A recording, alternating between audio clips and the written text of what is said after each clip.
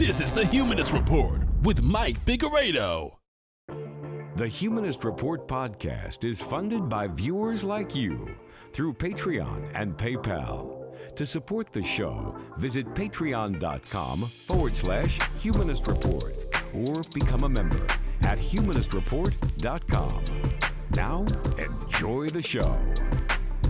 Welcome to the Humanist Report podcast. My name is Mike Figueredo, and this is episode 299 of the program. Today is Friday, July 16th, and before we begin, I want to take some time to thank all of the people who make the show possible. All of our newest Patreon, PayPal, YouTube, and Twitch supporters who either signed up for the very first time to support us this week, submitted a one-time donation to us, or increased the monthly pledge that they were already giving us. And that includes the great Becca Link, Bup Dragon, Gary Johnson, Jason Kennedy, Jen M, Kevin Colwell, Navinix, Old Dragon Lady Number 1, Richard H. Caraballo Vega, Shannon the Bone Bonarinsky, Texark2, and T-Squared 2099. Thank you all so much. I really appreciate it. If you'd also like to support the show and join the independent progressive media revolution, you can do so by going to humanistreport.com/support, patreon.com/humanistreport, or by clicking join underneath any one of our YouTube videos. So this week we have a really jam-packed episode because I will most likely be off next week. I know that, next week is kind of a big milestone, or it was scheduled to be a milestone, our 300th episode. But I'm going to take a little bit of a break for my birthday. I need a break, and I don't know that it's going to be like a full staycation rather. But, I will be not putting out as much videos, but I will, of course, be trying to feed the algorithm because you can't not do that as a YouTuber. But on this episode, we'll talk about the importance of lifting the embargo on Cuba, the dumbest moments from CPAC 2021, not including interviews from attendees at CPAC, which we'll also talk about, and we'll also discuss the transphobic heckling of Caitlyn Jenner at CPAC. Also, Nina Turner's lead has shrunk drastically, and we will talk about the implications of this. The German Chancellor faces pressure to support the TRIPS waiver as she comes to the United States to talk to Joe Biden. Republicans push anti-discrimination laws for anti-vaxxers. An anti-vax nurse in Louisiana died due to COVID-19. A Fox guest claims slavery wasn't actually racist. Hot take. Biden has scaled back the use of drones, and we'll talk about that. And also, the Daily Wire is celebrating an anti-woke country star who might actually be more cringe than Tom McDonald, if you could believe that. So that's what we've got on the agenda for today's episode. Hopefully you enjoy what I have in store for you. Let's waste no time and get right to it because we have quite a bit to talk about. So if you'll recall, back in May, we talked about an internal poll from Nina Turner's campaign, and it showed that she had a 35-point lead over her closest opponent. She had over 50% of the vote. But I cautioned everyone back then, if you'll remember this, I said, look, just because things are looking good now doesn't mean that things won't change. Because the establishment, the Democratic Party, they're seeing the same poll that we're all seeing. So all this is going to do is catalyze an all-out war against Nina Turner. And that's exactly what happened. Lobbyists came out in droves to try to stop Nina Turner. Hillary Clinton, Jim Clyburn, all came out to stop Nina Turner. And guess what? The establishment's war on Nina Turner is working. It is very successful because now a new internal poll from her opponent shows that her lead has shrunk drastically. And now is the time to panic, folks. So as Ali Mutnick of Politico explains, Nina Turner opened an early lead in this summer's hotly contested Ohio special election, but the progressive heavyweight might not be running away with it. A new internal poll by her top competitor, Cuyahoga County Democratic Chair Shontel Brown, suggests the Democratic Party race has tightened. In the survey conducted in early July, Turner led with 43%, followed by Brown with 36%. That 7-point gap is a much closer spread than earlier polling from both candidates. An April survey from Brown's campaign found her trailing Turner by 32 points, 42% to 10%, and Turner's late May poll showed her with 50% of the vote, up 35 points over Brown.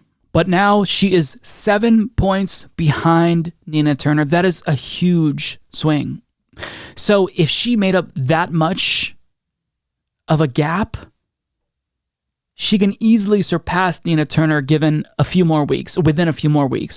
So it is panic time. And if you were previously sitting out this race because it's Nina Turner and she's a political behemoth, she has more money and name recognition, Now is the time to not take this race for granted. Now is the time to get involved. Donate anything if you can, even a buck or two. Support Nina Turner on the ground, phone bank, everything that you can possibly do to help Nina Turner. Now is the time to do it, because I'm telling you folks, the Democratic Party establishment isn't just going to allow her to walk to victory. I knew that when that gigantic lead was released, that was the beginning of the end of her status of just basically coasting. And it's not like she wasn't already fighting hard for this, but it's no longer going to be an easy fight. Now it's going to be a really difficult battle to try to overcome the entire Democratic Party and corporate establishment. Now, to show you what Nina Turner is up against, outright lies. So this race, Nina Turner has basically been running on Medicare for All because it's very popular in this heavy Democratic Party leaning district. So what are they doing now to counter that? Since her opponent doesn't support Medicare for All, they're just lying about Nina Turner's position, and they're implying that she doesn't actually support Medicare for All. So Ryan Grimm shared this mailer that was sent out by DMFI, which is Democratic Majority for Israel PAC, and it's a mailer that tries to suggest that Nina Turner is against raising the minimum wage and universal health care, and also she's against immigration reform as well. And you can see all of this right here. They're basically explicitly saying Nina Turner doesn't support raising the minimum wage. How awful is that? Nina Turner doesn't even support immigration reform. How awful is that? Priorities that you care about the most. Now, to say that Nina Turner doesn't support universal health care or immigration reform or raising the minimum wage, it sounds wrong because it's a lie. Now, the reason why they're saying that she's against these things is because she voted against the 2020 Democratic Party DNC platform. Now, ask yourself, why would Nina Turner vote against this platform? Well, it's specifically because it didn't contain the things that she wants. Medicare for all. But rather than pointing that out, they're saying, well, you know what? She actually doesn't support universal health care, even though Shontel Brown literally is against Medicare for all. Well, Nina Turner is the one who's actually against Medicare for all, and Washington Post reporter Dave Weigel breaks it down, saying the letter claims that not supporting the 2020 DNC platform means you oppose universal health care. That's wildly dishonest. Sanders delegates, including Ro Khanna and Rashida Tlaib, opposed the platform explicitly because it did not contain Medicare for all.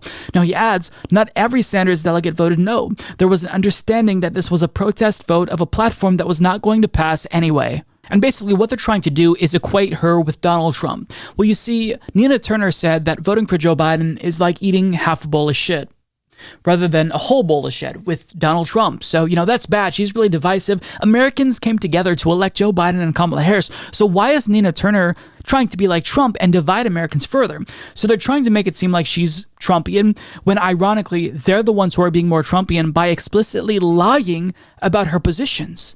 Nina Turner has been very consistent about her support for Medicare for all. It's been one of her main issues that she's running on in this race. But what do they do to counter that? Rather than just adopting Medicare for all themselves, they just lie and say, actually, Nina Turner doesn't support Medicare for all. And it's not just that the Democratic Party establishment is now coming out against Nina Turner. Now the media is predictably joining the Democratic Party's smear campaign against Nina Turner. So the Daily Beast's Roger Sollenberger writes, Democratic star Nina Turner blows pledge not to take lobbyist money. Flip-flop. Bernie Sanders' 2020 national co-chair Nina Turner said she wouldn't take lobbyist donations. Guess what happened next?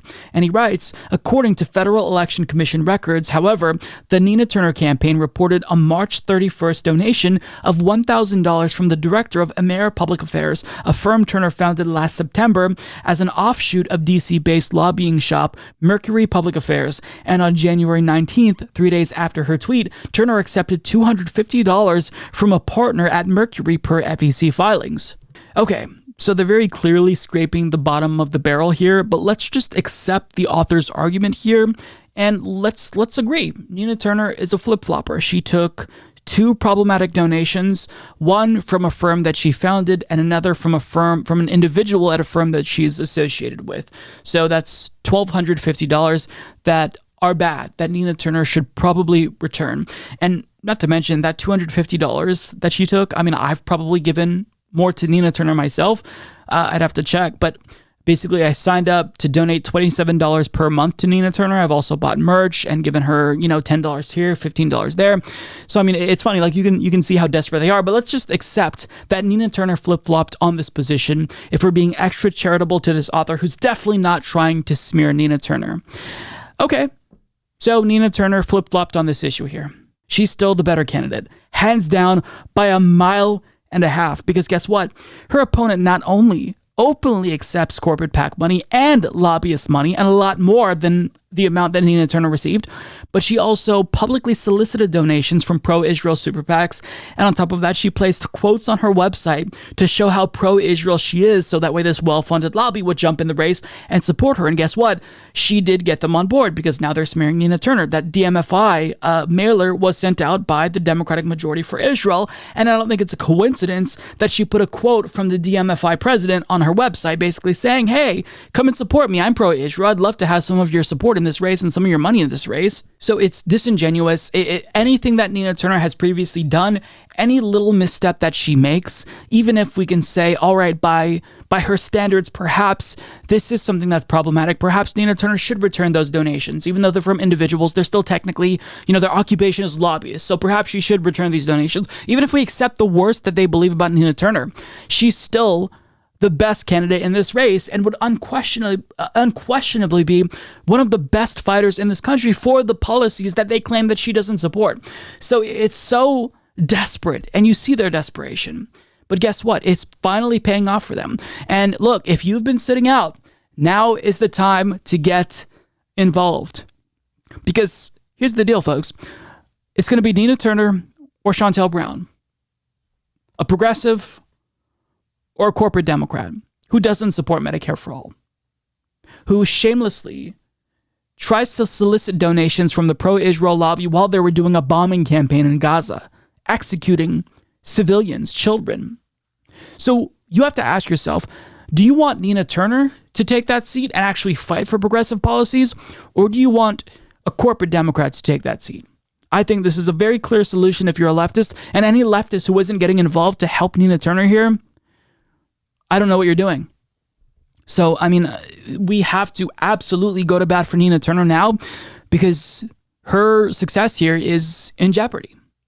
And her lead has basically disappeared. And at the rate that it is shrinking, it may be gone come election day. So now is the time that we get involved. Don't kick yourself later. Get involved now and fight for Nina Turner if you want her to fight for you. It's that simple. This is easy to me. So I want to take some time to discuss what's happening in Cuba. By now, I'm sure that you are well aware of the fact that massive protests have indeed erupted in Cuba, and this really is substantial. It's significant, and I think it's an issue that a lot of people need to inform themselves on. But the issue is that in the United States, where propaganda is so prevalent on any news network, regardless of which one you tune into, you're going to see disingenuous, opportunistic, bad faith actors apply a solution to the problem here before they even actually accurately assess the problems that led to the protests in the first place. This is also going to be used to demonize the American left, because since Cuba is socialist and a lot of leftists self-identify as socialists, then automatically this is proof that, your worldview is a failure.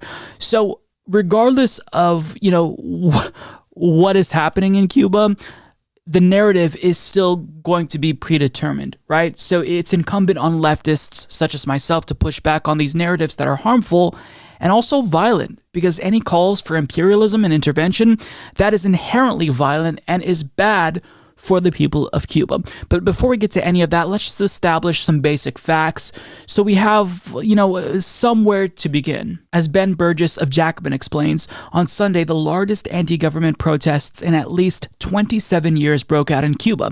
Thousands of people marched in the streets, chanting slogans. Others overturned police cars or looted stores. It's far too early to make definitive pronouncements about the political character of these protests. Quite likely, the people in the streets represent a mixture of factors factions with very different complaints and long-term agendas. One thing that is clear is that shortages in food, medicine, electricity, and other basic goods were the immediate spark for the protests. The stores that have been looted are controversial because they sell expensive products to foreigners who can pay in currency that most Cubans don't possess. American politicians who long to topple the Cuban government have been pointing to these conditions as they call for intervention. And these lawmakers are the individuals who I was referencing at the beginning of this video. They don't necessarily care what's taking place. They see that pain and suffering is happening and people are being deprived of basic necessities, and they think, okay, well, now's the time. This justifies U.S. intervention. And there's several examples of this. Val Dennings, a Democrat, tweeted out, "America stands for freedom. We must stand with the peaceful demonstrators in Cuba as they struggle for their not only freedom from tyranny and dictatorship, but freedom from disease, poverty, and corruption. The White House must move swiftly. Freedom shall and must prevail." So it's correct that there are food and medicine shortages in Cuba currently. But Val Dennings doesn't necessarily seem to care about why this is happening. She's just saying, look, all I know is that we have to move swiftly to liberate the people of Cuba. But she's not alone, because Marco Rubio, a warmonger, tweeted out, "Protests in Cuba aren't simply about shortages. Socialism promises guaranteed food, medicine, and income if you give up your freedom. When, as always, it fails to deliver, you don't get your freedom back. That's why the protesters are chanting Libertad." So for individuals like Marco Rubio, the protests serve two propaganda purposes. First of all, it gives, the United States government a justification to invade Cuba, but on top of that, it also can be an indictment on socialism. So that way anyone who identifies as a socialist, Bernie Sanders, AOC, they're inherently bad because we just saw what happens in practice with a socialist government. Any failing of Cuba is also a blemish on the record of United States politicians and any leftist who is a socialist.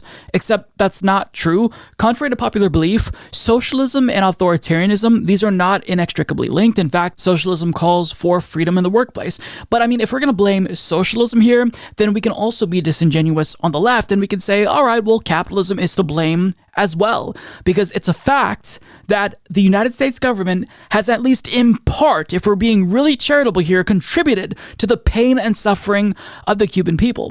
Now, the president of Cuba is, in fact, placing blame on the United States for the country's current situation, blaming the United States' policies of economic, quote, asphyxiation. And guess what? He's not wrong, because what's happening in Cuba is bad, and there's a reason why people are taking to the streets. They actually are suffering currently, because this is what they're dealing with. As Julia Conley of Common Dreams explains, as The Economist reported earlier this month, food exports from the U.S. to Cuba, which imports about 70% of its food and relies heavily on goods exported from the United States, recently reached their lowest level since 2002. Last month, The Intercept reported that the decades-long U.S. trade embargo against Cuba, as well as sanctions imposed by the Trump administration and kept in place by President Joe Biden, has kept Cuba from accessing critical foreign-made medical supplies to treat its own population during the pandemic, even as Cuba sent more than 2,000 medical professionals to help fight the global crisis in other countries. According to The Intercept, large shipments of ventilators, masks, and syringes have been unable to reach Cuba since the pandemic began due to companies' financial ties to the United States. Days before leaving office, former President Donald Trump designated Cuba as one of 4 state sponsors of international terrorism, along with North Korea, Iran, and Syria.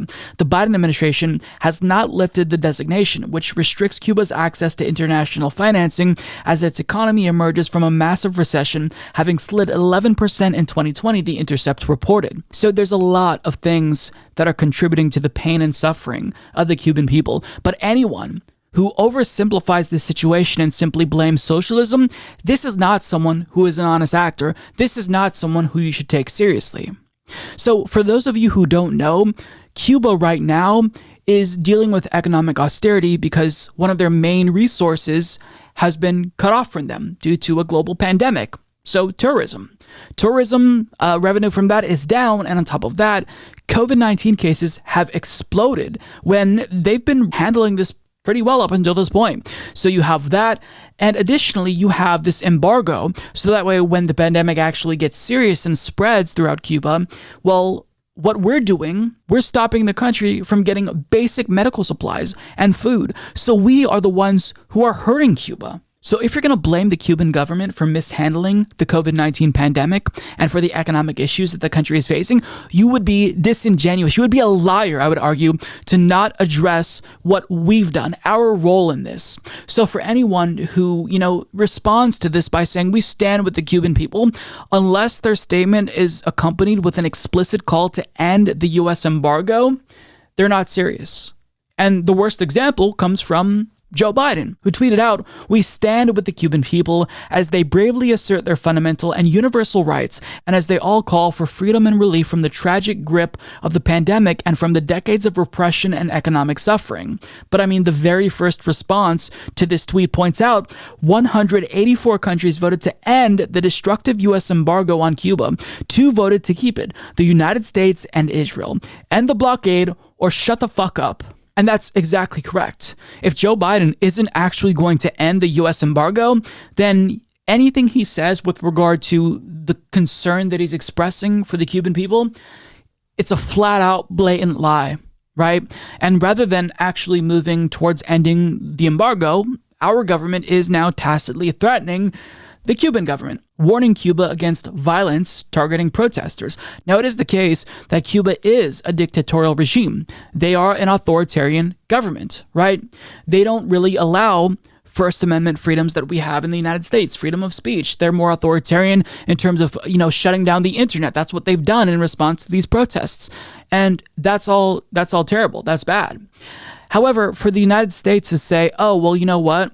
We're warning you. You better not be violent against your protesters. That's really funny, considering the way that we respond to protests here in the United States, where we actually have constitutional guarantees that uphold our freedom of speech, right? Of course, you have states criminalizing BDS. You have Republican governors decriminalizing protesters being run over. And as Mac, good politic guy, points out once again, cops in the United States were literally intentionally running over protesters last summer. And as J. Cole adds, the Standing Rock water protectors would like a word with the administration. Yeah. So imagine a situation if, Cuba responded to the way that the United States treated protesters that erupted after the death of George Floyd. After he was murdered, protesters in so many cities took to the streets. And imagine if Cuba said, we are warning the United States government to not respond with violence to its protesters, or we're going to intervene. That's not what the United States is saying explicitly, but that's the subtext, right? That's the implication.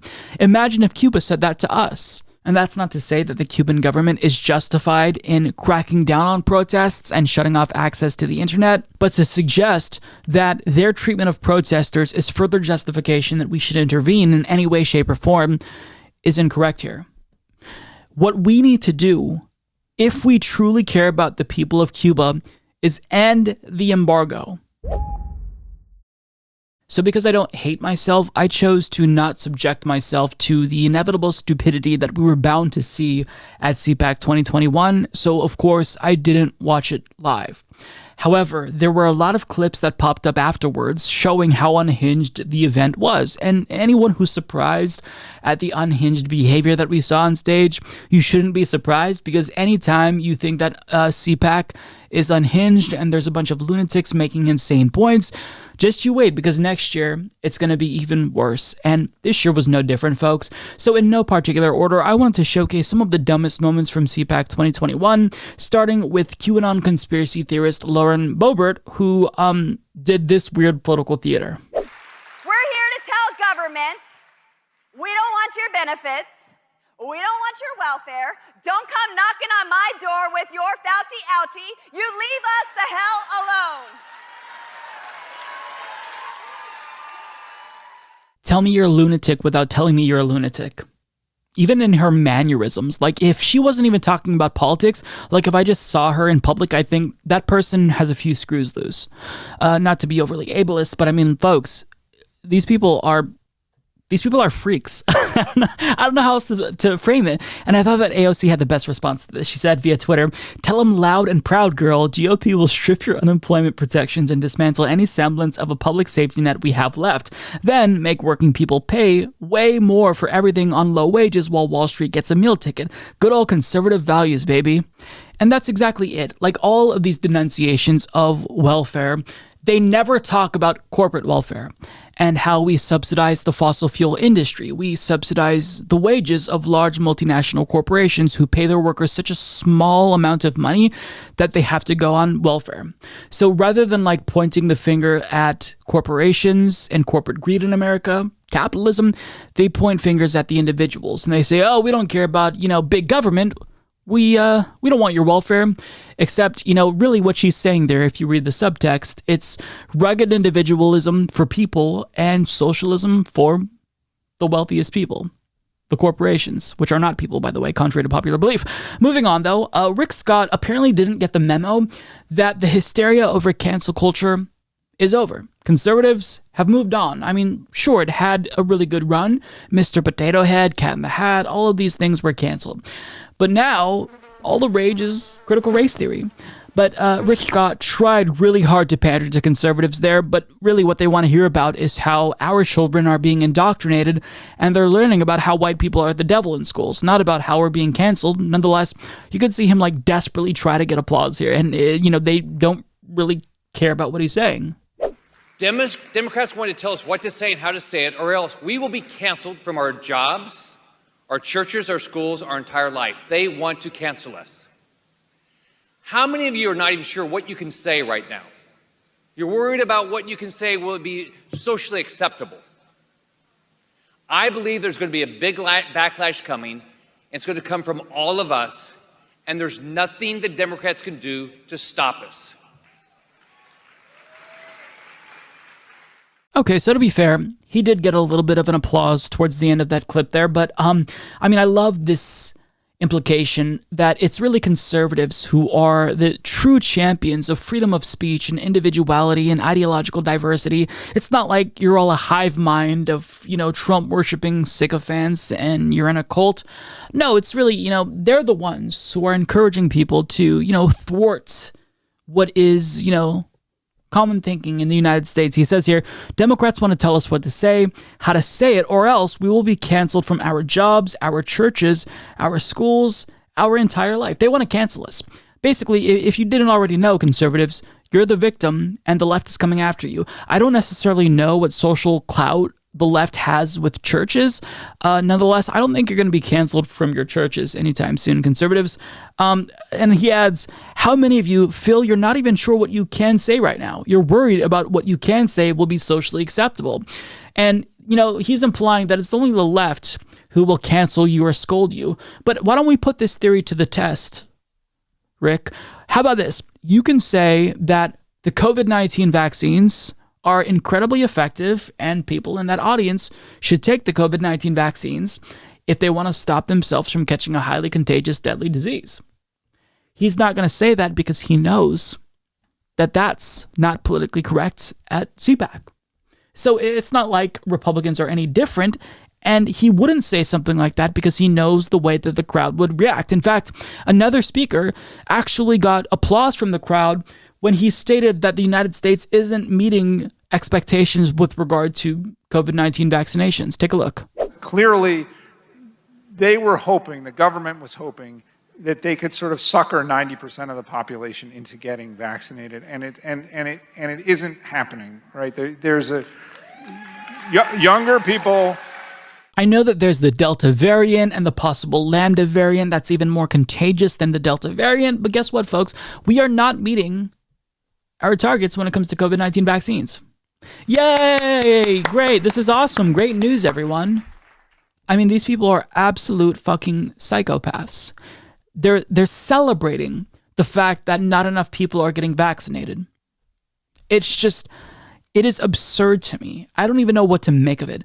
But on the subject of COVID-19, you could tell how deranged Republicans are when the South Dakota governor, Kristi Noem, talked about her failures when it comes to COVID-19 and her mishandling of the pandemic as if it's something to be celebrated. And she even denounced Republican governors who dared to take the pandemic seriously.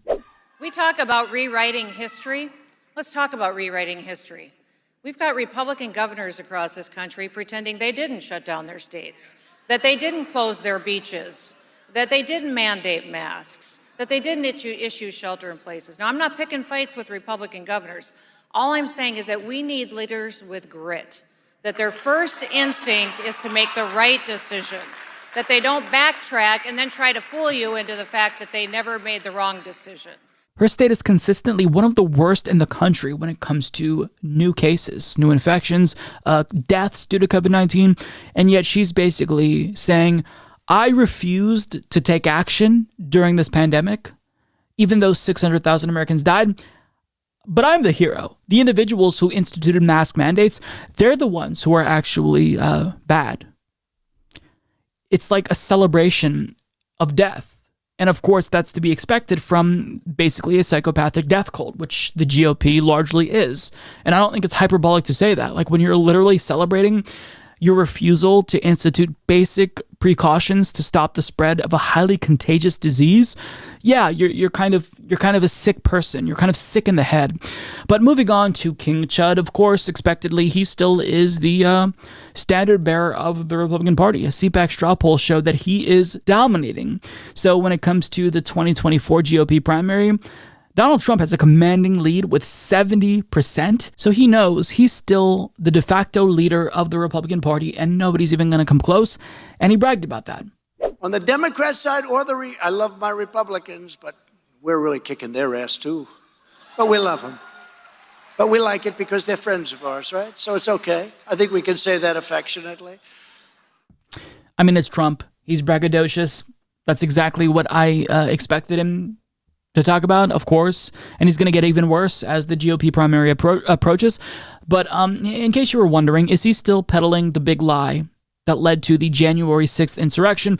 And the answer is, yeah, he's still telling people that he won when he didn't. Thank you. It's true. We all won. We all won. Actually, you didn't win. You lost, and it wasn't even that close. So, you know, if you don't know by now that Donald Trump is a compulsive liar, then I don't know what to say. Maybe you're a sycophant, but perhaps if his loyalists heard him admit that he's a liar, then maybe they'd have a bit of a change of heart. Thankfully, he did admit that he's a liar, and he lies a lot when it benefits him when it comes to politics. By the way, you have a poll coming out. Unfortunately, I want to know what it is. They do that straw poll, right? Now, if it's bad, I say it's fake. If it's good, I say that's the most accurate poll perhaps ever taken. Of course, when he admits that he lies to benefit himself, they laugh.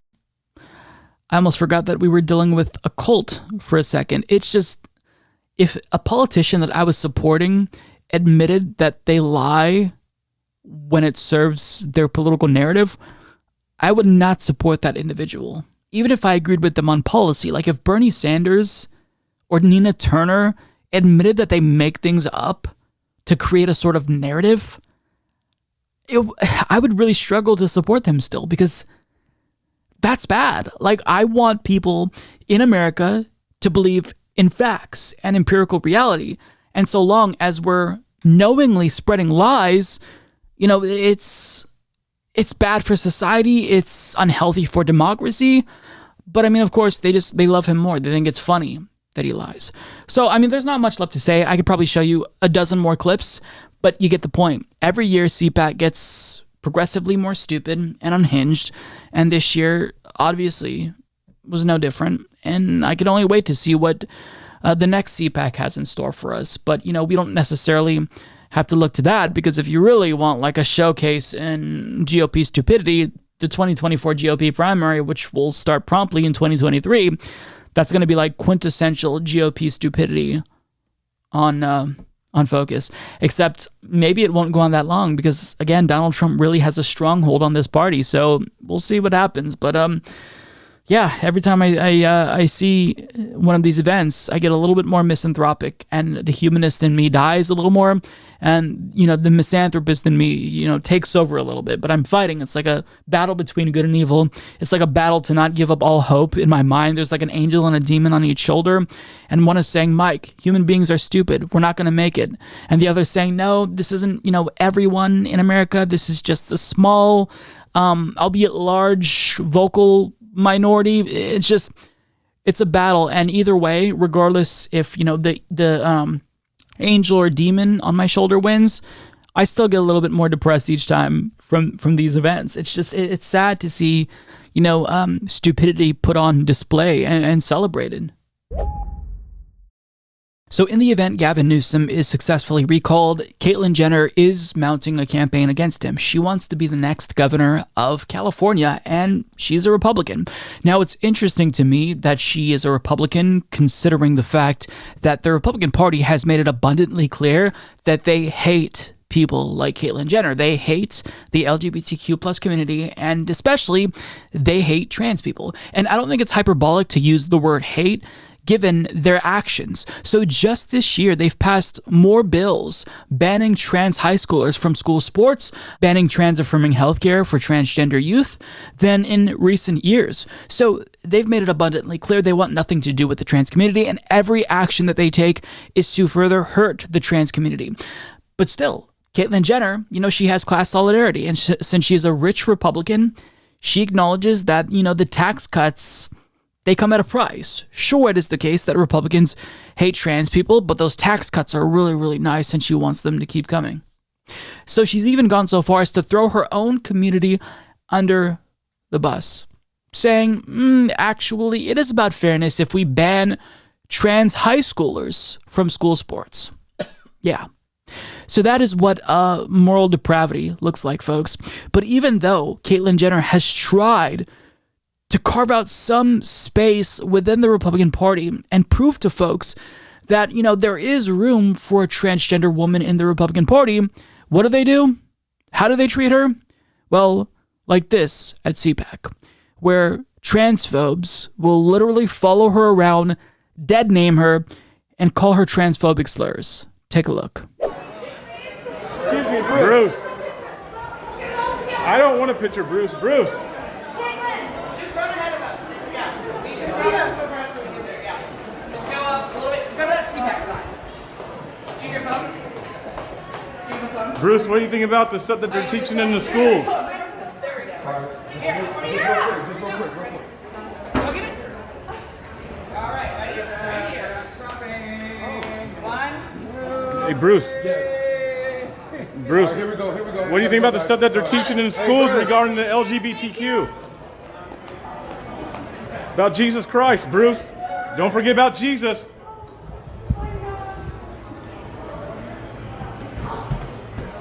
Look at that sick freak. Why do people want a picture with him? I don't get that. These are conservatives, right? This is what we came to. That's the problem with. Why do we want a picture with a tranny? Why do we want a picture with a tranny? It's supposed to be conservatives.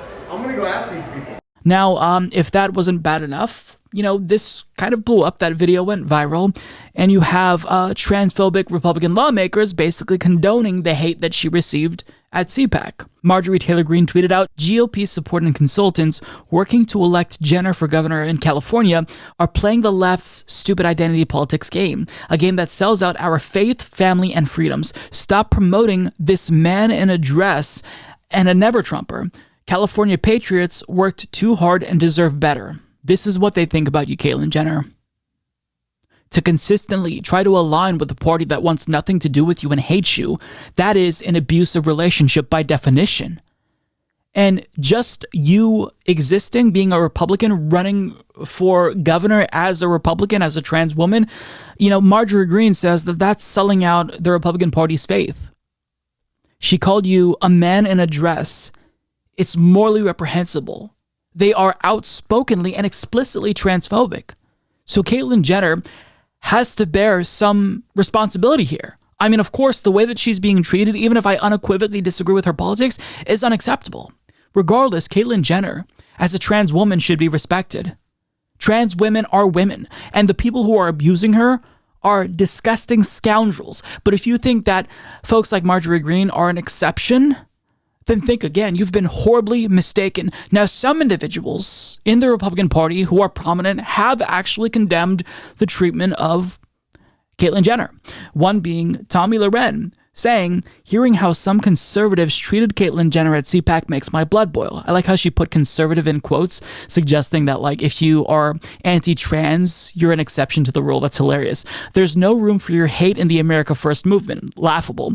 We believe in freedom and we believe in limited government. The way she chooses to live her personal life harms you in no way. Yes, because everyone knows one of the hallmarks of Trump's America First movement is inclusion and equality. And notice how she's still, like, as she's trying to defend Caitlyn Jenner, makes it seem as if her being transgender is a choice. She adds, the conservatives attacking Caitlyn for her personal choices attacked Trump for his and declared him to be adverse to Christian values. They were the bulk of the Never Trump pearl-clutching movement that suddenly became real quiet when his policies worked. Laughable. Savior BS. I don't support Caitlyn Jenner because she is trans. I agree with most of her policy ideas and know she will fight for California. She's also a kind human and more conservative than half the people with R's in Congress. I don't care how she identifies. She is more than that. Freedom first. Now, despite the multiple microaggressions towards transgender people and Caitlyn Jenner in these tweets, at least if we're trying to be charitable, we can say it looks like Tomi Lahren is trying to grow. This is her taking a shot at individuals like Marjorie Greene and standing up for trans people. This is good. This is an improvement. Except she's not the trans ally that you want her to be or hope that she would be, because as this person points out, Squiddy on Twitter here, she's made a plethora of explicitly transphobic comments in the past, including this year alone. So this is another one of those cases where it's like, okay, I am a Republican who doesn't support anything unless it affects me personally. So because she's presumably friends with Caitlyn Jenner and knows her on a deeper level, well, she doesn't want transphobia directed at her friend, but transphobia on a broader scale is what she promotes herself. She just doesn't want her friends who are transgender to be subjected to transphobia. The conservative movement is a lost cause. It's a lost cause, and anyone like Caitlyn Jenner who's trying to hitch her wagon to this movement when they, again, have made it very clear that they want nothing to do with her, and when their allies have gone out of their way to demonize transgender people. I mean, what are you doing, Caitlyn? What are you doing? Okay, you're economically conservative. Of course, transgender people don't have to be liberal or leftists. But I mean, this is gross. Like, you look like a masochist to keep identifying with this party. They want nothing to do with you, Caitlyn. And if you can't see that by now, then I don't know what to say. How many more times do they have to heckle you? How many more times do they have to refer to you as a man and dead name you before you get the hint that this party is disgustingly bigoted? They still haven't embraced gay marriage. In fact, in the 2020 Republican platform, I believe, they wanted to overturn Obergefell v. Hodges. They want nothing to do with the LGBTQ plus community. So unless you accept their position that you are inferior, that dehumanizes you, you're not going to be welcome. And even if you accept that as you did, they still might not welcome you because they don't like that you're transgender. It's disgusting and just honestly repugnant, but it's expected. These people are freaks and they're bigots. You should shun them, not try to embrace them and cozy up with them. CNN reporter Donnie O'Sullivan attended CPAC and he interviewed some of CPAC's attendees, and what he's going to share is some interviews, and on top of that, he's going to kind of give you his breakdown as to what the general consensus was at CPAC with regard to the big lie. And it's not really the most surprising outcome, but what he's going to say here is really, really bad and depressing because it doesn't necessarily bode well for the long-term health of our democracy. Nonetheless, we'll watch and then I'll discuss when we come back. It was very much the Trump show here in town this weekend. We spoke to a lot of people, probably 20 or 30 people. Every single one of them, pretty much everybody, believed that both the election was stolen and also lies about the insurrection. I mean, it is quite sad when, you know, speaking to so many folks who have bought into this conspiracy theory about the election, which is now undermining their fate in American democracy. You know, so many folks told us as well that they might not even trust the results of the next year's midterm elections. Do you accept he lost the election? I accept that on paper things happened to make it appear that way. I don't know what would have happened. Right. I find it very questionable that he lost, given the support that he had. Do you think what happened on January 6th was a stain on Trump's presidency? Absolutely not. Yeah. He didn't invoke any kind of violence. He didn't say anything that was that was all just honestly ridiculous. A few people acted out of millions of people that attended, or well, I wouldn't say millions, but close to a million. Yes, I would. I'm a Trump supporter. Yeah. Yeah. Do you accept that he lost the election? Yeah, he did lose the election, but I believe there are some discrepancies, and those will be revealed at some point. What are you hoping to hear from Trump? That he is going to regain his rightful seat as president. In 2024? No. When? As soon as the election is overturned for the election fraud. Do you guys think the election was fair? No. No. No. No. They tried to tell us the Tarrant County election, we went blue for the first time since 1962. It's not called an insurrection to me. What about it was an insurrection? They stormed the Capitol. Who's they? The Trump supporters, right? Bullshit. I mean, I'm sorry. Bullshit.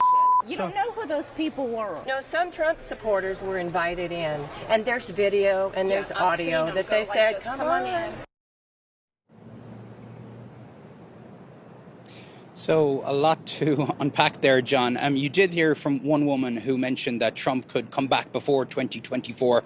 And we know that was a concern of the Department of Justice last week, who said, this sort of talk, this fantasy that he could be reinstated into office before 2024, somehow the election could be overturned, that there was concerns that could provoke further violence. Most people we spoke to, at CPAC this weekend did not believe that this reinstatement thing would actually work out. Most are focused on looking towards 2024. But John, pretty much everybody we spoke to believed the election was stolen. So that last line was bittersweet to me because I was beginning to think that there was really a large portion of people who actually believed the lie spread by lunatics like Mike Lindell that Trump would be reinstated in August, but thankfully that's like a small fraction of people there. But still, he says that pretty much everybody we spoke to believed the election was stolen. That is really, really bad. And there's been polls that kind of give us a little bit of insight into how prevalent belief in the big lie was. And you'd hope that over time, as the anger over the election kind of dies down, maybe they come to their senses and start to re-examine their beliefs and realize that they were duped by misinformation. But no, they still believe in the big lie. And it's sad because Trump is such a narcissist who refused to accept that he lost. And rather than just admitting it and owning up to it, he decided to throw democracy under a bus to save face. And that's bad. The fact that these people no longer believe in democracy is a really, really bad thing, because in order for democracy to work, people have to believe in it. People have to believe that their votes are going to count.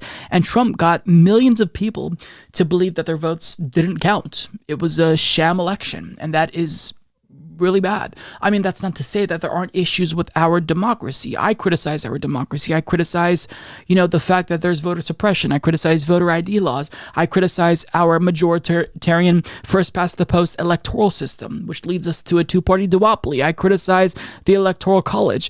But still, even if I have criticisms of our democracy, that doesn't mean that the project itself is, trash and we should just give up on democracy. Democracy is always going to be an ongoing effort, right? You're always working to further consolidate democracy.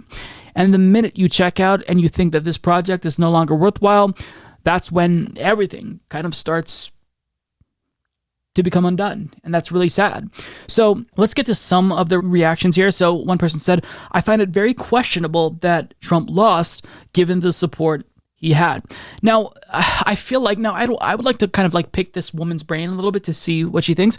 But I mean, the general belief, according to Donald Trump, and assuming she believes everything that Donald Trump says, is that Donald Trump was basically treated more unfairly than any president in modern history. But at the same time, even though he was treated so unfairly by the mainstream media and so many political bad actors, well, he was so loved that it's not even possible that he could lose this election. So it's a bit of a contradiction. Trump is somehow a victim of hatred, but also the most loved person ever at the same time. And I don't think they realize how contradictory that seems, but that's not necessarily the worst thing that was said here in these interviews. Another person says, he lost the election, but there are discrepancies that will be revealed at some point. Okay, don't really know what that means. One lady hopes Trump will, quote, regain his rightful seat as president, and not in 2024, but in 2021. It's already bad enough that Donald Trump, who incited a literal insurrection on January 6th, is able to run for president again. I mean, he, along with a lot of other former presidents, should be behind bars for the rest of their lives for crimes against humanity, but the fact that he's even able to run again in and of itself is an issue. But this person thinks that he's going to be reinstated in August, I'm assuming, in 2021. It's just, to be that batshit insane, to be that detached from reality is very, very dangerous. So the last couple said the election was unfair, and the last two ladies, were probably the most deranged because they refused to believe what was right in front of them. They refused to accept that the people who stormed the Capitol were actually Trump supporters. I mean, maybe the MAGA hats and the Trump flags were the giveaway for me, but what else? Like, what's the ulterior theory here? I mean, of course, if you ask them, they'd probably say, well, look, it was Antifa, because we've heard that even by sitting lawmakers like Matt Gaetz. So, you know, I don't know what to say. This is going to be a really, really long project to rehabilitate these folks, to bring them back to reality. And it's not going to happen if you share a Humanist Report video, even though you should definitely do that. But it's not going to happen that way in reality. This is going to be a project where you have conversations with these individuals one-on-one, and you build up trust, you build a relationship with them, and you come at them from a position of love and concern, and you try to convince them that their entire worldview that they were duped into believing because of Donald Trump is a complete fucking sham. I mean, it's hard, right? But it's not impossible. I mean, I once believed in fairy tales. I was raised as an evangelical Christian, and eventually I was educated and I came to my senses. But I mean, the thing that's missing here is there has to be like some willingness deep within to want to believe in the truth. And I think right now, in the short term, there's going to be too much cognitive dissonance that these Trump supporters aren't going to want to fight past. But if you have a family member that is a victim of QAnon, and I do call it a victim of QAnon because this is basically a cult, you have your work cut out for you. I mean, I don't even know how to have conversations with folks in my family who are conservative, because it's not even like our worldviews don't align in any way, shape, or form. Their perception of reality differs from mine. And I don't know how to reach people who are operating on an entirely different plane, who exist mentally in a different dimension, in an alternate universe. I don't even know where to begin. And, you know, after decades of psychological research, perhaps we'll have some answers as to how we deprogram people. But, you know, for the next couple of election cycles, we're going to have a lot of folks believe that Donald Trump is the rightful winner, and that, you know, up is down and left is right. And it's exasperating to think about how hard it's going to be to deconvert people, but it's going to take time. And I don't think that everyone is too far gone. There's going to be some people who they're a lost cause and you might as well give up on them. Some people they're not going to have a change of heart, right? But there are a lot of people who we can reach, and I think it's important that we do try to reach these people, try to deconvert them, try to bring them back to reality. I do think it's important because, you know, ultimately I am a humanist. I am an optimist to my core, even if that optimism has been shrouded in doomerism and, you know, sadness. But I do think it's worth a try, even if we fail. So Fox News was doing what I'm assuming was their 542nd segment on critical race theory for the week, when a guest drops by far one of the hottest takes of 2021, if not a nuclear take that will live on in infamy for all of eternity. I mean, I don't even know how to properly introduce this segment. It really is that bad, and it's so ignorant that this individual who's arguing against critical race theory is going to inadvertently make the case for people who's pushing for education when it comes to racism and slavery in schools, because it proves that if this level of ignorance is actually prevalent, then we need to teach critical race theory and racism and history immediately. Like, we have to start yesterday. That's how bad it is if this belief is actually widespread. But without further ado, let's watch the segment. Yeah, because they're very invested in this whole idea that the nation was founded on the idea of systemic racism, that it's built into every single institution in America, even in the military. Folks are worried that this is something that they need to address within the military. And we just did a story about how the Navy is underprepared right now, but they're spending a heck of a lot of time on this. What do you think about that? It's absolutely absurd because nobody really wants to get the real history of it. America was not founded on racism. Don't get me wrong. Yeah, there was slavery going on, but slavery itself was not initially a racist thing. It never was about race initially. So to sit there and take it like America was founded on racism, it's a complete lie. Yeah, there was slavery going on, but slavery was going on in all the world. It never was a race thing. So why are we making it a race thing now? Ty Smith, thank you for being here. Good to have you with us today. Thank you. I don't even know where to begin. I don't even know that it's necessary for me to dignify that stupidity with a response, given that I don't actually believe that that person believes the foolishness that came out of his mouth. And if he does, then this is all the more reason to mandate education when it comes to slavery and racism and the history of such in schools. Because if this is what you believe, then you're making my case for me. You're proving the critical race theorists right. It's just, it's absurd. And I don't even understand the argumentation. So he says that slavery itself was not initially a racist thing. So at what point did it become racist? Was it like some SJWs who were like, hey, I'm realizing that it's only black people who are enslaved. I'm trying to wrap my mind around the logic here, and it's just, I'm drawing a blank. I don't even think I should respond to his argument as if he was making that in good faith, but I mean, we'll play along for a little bit. The reason why your argument is absurd on its face is because racism and slavery are inextricably linked. Slavery is inherently racist. Black people were enslaved because it was believed that they were inferior to whites. It was literally in the U.S. Constitution. It was actually codified into law that blacks were 3/5 of humans. The vice president of the Confederacy, as Cody Johnston shares on Twitter, literally argued that it was normal and natural for whites to enslave blacks because they were superior. But yet you're claiming that slavery wasn't initially a racist thing? I mean, I refuse to believe that you're serious. I reject this notion that you're a good faith actor and you're just misguided to say something like that. And he repeated it he didn't misspeak. He said it twice. To actually argue that slavery wasn't racist initially is so absurd that nobody should take you seriously. But believe it or not, this individual is saying those silly things that he probably doesn't believe because he wants people to take him seriously. He's pandering to conservatives because he knows that, this is a really lucrative thing to pander to white supremacists and conservative bigots in America. That is something that is incredibly lucrative. And this person, the only reason why he's on Fox News is because he went viral in a video where he showed up at an Illinois school board meeting and he denounced critical race theory and he went on this long rant that was totally not scripted, totally organic, totally not astroturfed, and it blew up. And now all of a sudden he has, this fame that fell into his lap. Except, it's not that simple. He didn't become famous in conservative circles by starting out as a concerned parent.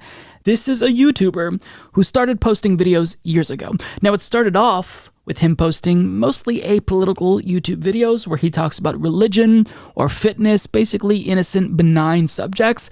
And then he realized that there wasn't much clicks and views in that, so he pivoted to making react videos where he reacts to country music and other songs. But then he basically stumbled upon a gold mine where he realized that it's a lot more lucrative to pander to conservative bigots who want you to push the narrative that they're currently trying to push. And the narrative that they're all spreading right now is that critical race theory is bad. And all of his appearances on Fox News, on RT, on all of these networks are shared on his YouTube channel. Oh, and that's not all. I don't think that it's a coincidence that he happens to be personal friends with Candace Owens, even going so far as to call her his little sister lovingly. So folks, let's call this what it is. This is a grift. He's being purposefully obtuse. He's pretending to be ignorant about basic facts, basic concepts that any adult with a functioning brain should be able to comprehend.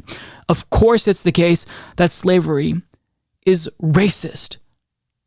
To suggest otherwise, I mean, it really goes to show you how desperate conservatives are, that they will make fools of themselves to run cover for conservatives in this country who are just pushing an agenda.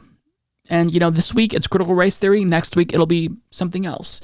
But he knows, this individual knows that it is very lucrative if you do what conservatives want, because it's a lot more convenient when a person of color says racist things, so that way the white supremacists on Fox News don't get accused of racism. There's a reason why Fox News will bring on lesbians or gay men like Dave Rubin to denounce LGBTQ plus equality. There's a reason why Fox News will bring on Candace Owens to tell you that the Black Lives Matter movement is a terrorist organization. It's because if they say it, well, there's no plausible deniability. It doesn't look like a benign political assessment. It looks like they're making a racist statement. But if they have somebody from that community to throw their own community under a bus, well, then it's a lot more believable for propagandist purposes. So this is just, it's gross. It's disgusting. And, this YouTuber might be making a lot of money for saying these things and making a fool of himself. But at the end of the day, you still have to live with yourself. You still have to, sleep at night. And if the money helps you sleep at night, great. But this is just, it's gross. And you should feel gross for saying something not only that deeply hurtful and offensive, but stupid as well. So when it comes to his handling of COVID-19, I absolutely think that Joe Biden has done a really good job. I don't agree with him on everything, but I think that him supporting the TRIPS waiver to make a step towards ending vaccine apartheid, him sending vaccines that are unused here overseas, it's all really important. But if we truly want to end vaccine apartheid and get everyone around the globe vaccinated, we have to put pressure on other countries who are holding everyone back. So we put pressure on Joe Biden, and now we have to put pressure on other countries who are standing in the way of progress. And one of the main offenders here is Germany. So there is a Biden-Merkel summit taking place this week on the 15th. And protesters are showing up to shame German Chancellor Angela Merkel ahead of her visit to demand that she stop supporting vaccine apartheid. So as Jake Johnson of Common Dreams explains, ahead of German Chancellor Angela Merkel's visit to the U.S. later this week, public health campaigners on Tuesday floated a large banner in front of the White House calling on the European leader to stop blocking global COVID vaccines, a reference to her continued opposition to suspending big pharma-friendly patent protections. Organized by a coalition of U.S. civil society groups, Tuesday's demonstration was the first in a series of actions set to take place ahead of and during Merkel's July 15th meeting with President Joe Biden, who has faced criticism for not doing enough to pressure European allies to support a proposed patent waiver for coronavirus vaccines. Other actions planned this week include a protest at Germany's permanent mission to the United Nations in New York City on Wednesday, a die-in outside the White House during Merkel's visit on Thursday, and vigils at German consulates nationwide. While Americans and Western Europeans increasingly have widespread access to COVID vaccination, huge numbers of people around the world aren't expected to have access to a vaccine for years unless global production is dramatically increased, Arthur Stamoulis, executive director of the Citizens Trade Campaign, said in a statement. Everyday Chancellor Merkel delays global action on COVID vaccines, costs thousands of lives, and increases the chances of a viral mutation that can evade current vaccines and start the pandemic all over for everyone. The Merkel-Biden summit will not be a success, Stamoulis added, unless Germany agrees to support the TRIPS waiver and help end the pandemic. So I really like this. They are basically threatening to disrupt the Biden-Merkel summit if she doesn't have a change of heart. And I also think it is important to continue to pressure the Biden administration to put pressure on the United States' allies, because this is something that is absolutely crucial if we ever want to see an end to the pandemic. And currently, as it stands now, at the rate that we're heading, this pandemic is never going to be over. Because as Oxfam International reports, more than 1 million COVID deaths in 4 months since G7 leaders failed to break vaccine monopolies. At current vaccination rate, low-income countries would be waiting 57 years for everyone to be vaccinated. Now, let's just pause for a moment and think about the implications of this if we continue our vaccination at the current rate. The global population wouldn't be fully vaccinated until 2078 at the current rate. By then, I mean, not only will many people alive today be dead, but additionally, how many different mutations that evade existing vaccines will pop up by then? It's unsustainable. Like, this rate of vaccinations is incredibly unsustainable, and obviously more needs to be done, and there needs to be a level of urgency that there hasn't been yet.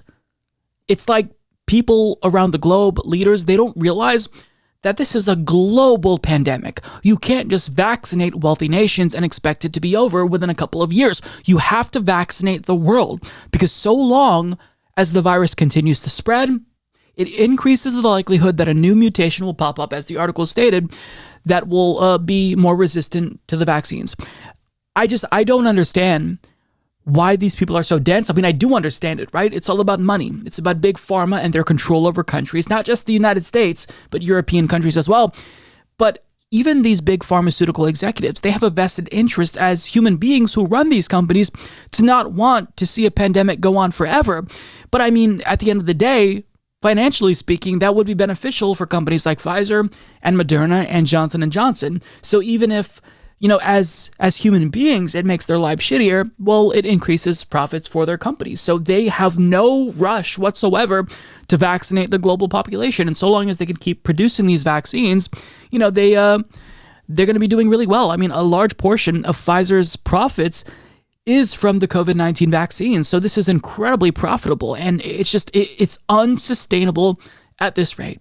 Now, let's get some more details from that Oxfam report. They're citing the People's Vaccine Alliance. So here's what they say about global vaccine disparities. New calculations from the Alliance, which includes Health Justice Initiative, Oxfam, and UNAIDS, found that last month, people living in G7 countries were 77 times more likely to be offered a vaccine than those living in the world's poorest countries.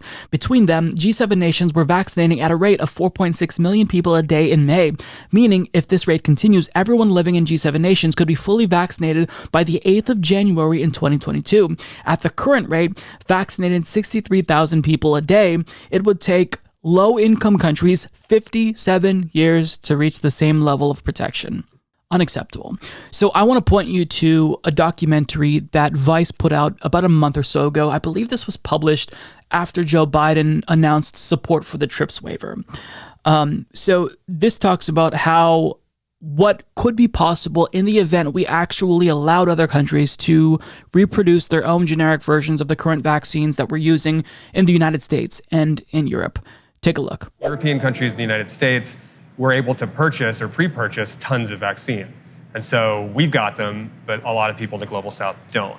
Right. I think it's something like 85 countries, the poor countries, that won't see a vaccine until 2023. Wow. And this is why there's such a momentum to say, well, if we can get more manufacturers in, more suppliers, we could still, even if they only start producing at the end of this year, could still be that projection. Mm-hmm. And so to make more available vaccines, the idea is if the intellectual property could be shared, then manufacturers in other parts of the world could just spring up and start making it. Absolutely. So, that's one component. Get the barriers out of the way. Get as many barriers out of the way so that we can scale up supply. Now, it may be that only a certain amount of other manufacturers in the global south, for example, could produce these vaccines by themselves. Like, the newer mRNA vaccines may require a little bit more effort, but some that we've spoken to think they can do it alone. And then there are other issues like regulatory issues that they have to get the vaccine approved, the trial data. So the IP is a big part of it. We could get way further down the road if we remove some of those barriers. if we go as we're going now, when will some countries in the global south be able to have access to vaccines? Predictions are based on current supplies and the vaccines that are currently on the market. There may be some new ones that come into the market.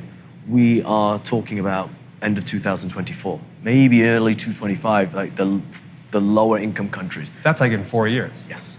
That's a long time. That's a long time, and we could get new supplies in within 6 months to 8 months. If we suspended the IP, if we all played together. Huh. Remember, there's 40 manufacturers in developing, part of the developing country vaccine manufacturing network. And these are many of these are pre-WHO, World Health Organization, pre-qualified for other vaccines. They provide 3.5 billion doses for other vaccinations that they make. So why can't we utilize that capacity?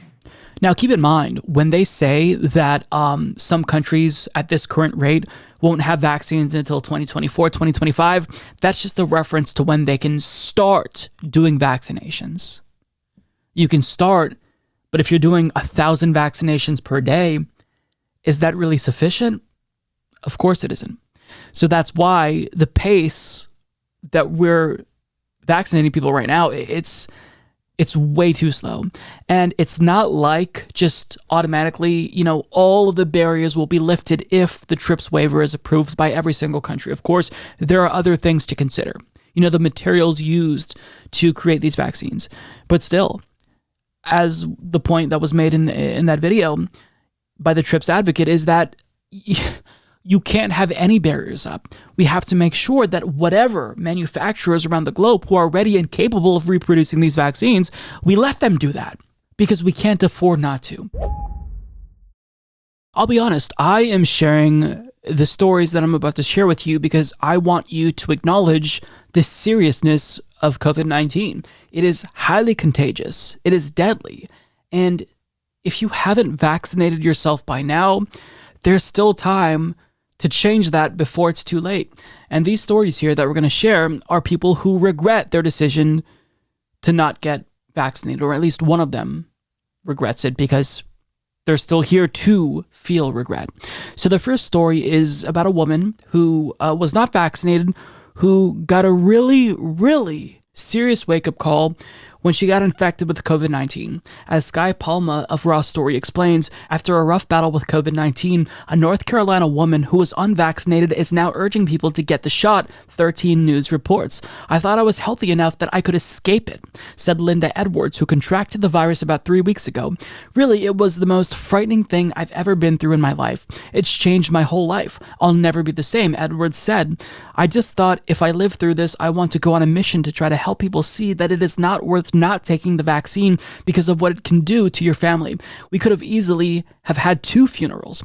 Only 34% of the people in the county where Edwards lives are partially vaccinated and 31% are fully vaccinated. According to Graham County Health Director Beth Booth, the vaccine hesitancy in the county is almost taken to another level. As for Edwards, she says she'll be getting vaccinated as soon as she can. And stories like this are really important because, she is vocalizing the same sentiment that a lot of people, many people who you may know, have expressed, that they don't really want to get the vaccine. They haven't got infected yet. They would rather take their chances. They don't necessarily know about the vaccines, what's in them. And sure, they've heard about the studies about how effective and safe they are, but yet there's a lot of doubts in their minds because of posts that they saw on social media. Stop. That's misinformation. Stop. Understand. Whatever fear that you feel about the COVID-19 vaccines, that is going to be nothing in comparison to the fear that you'll feel if you catch COVID-19. And this woman now, thankfully, is changing, and she's trying to get people to do what she didn't do. But that was actually a happy story, even though, her life going forward, she says, will never be the same because I'm sure she's going to be dealing with the consequences and the ramifications of COVID-19 for a long time on her health.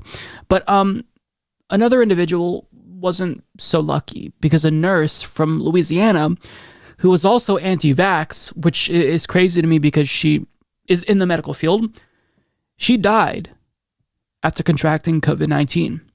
So as Travis Geddes of Raw Story reports, a Louisiana nurse who questioned the safety of vaccines has died of complications from COVID-19.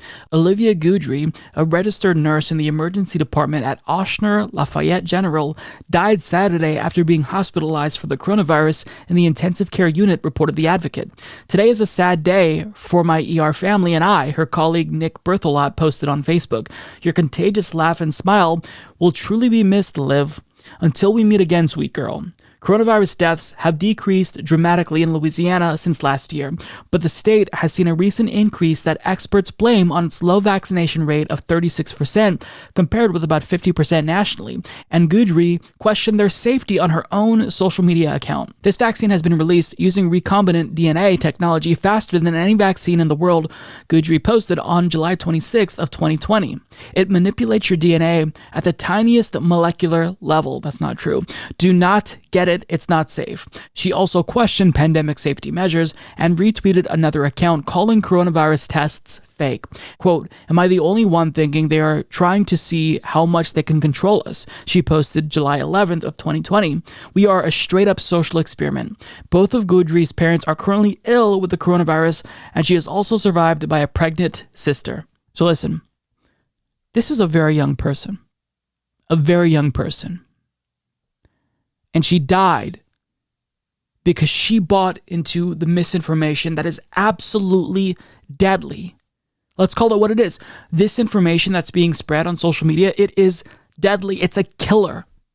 And if you are perpetuating the spread of this misinformation, you might be inadvertently responsible for somebody else's death if what you share gets through to them and it convinces them, okay, I guess I'm not getting the COVID-19 vaccine. It's too late for her now.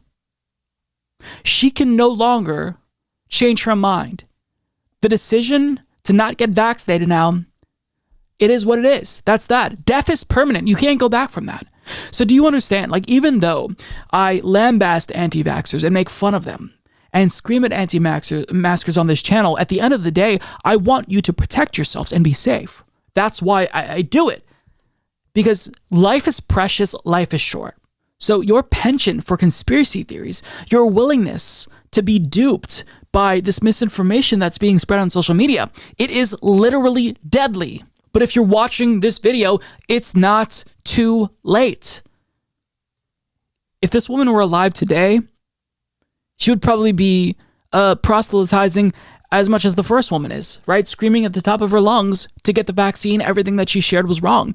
But it's really harmful, and especially like for someone to be a nurse and share this level of misinformation, it's even more harmful. I don't know how many people she convinced, right?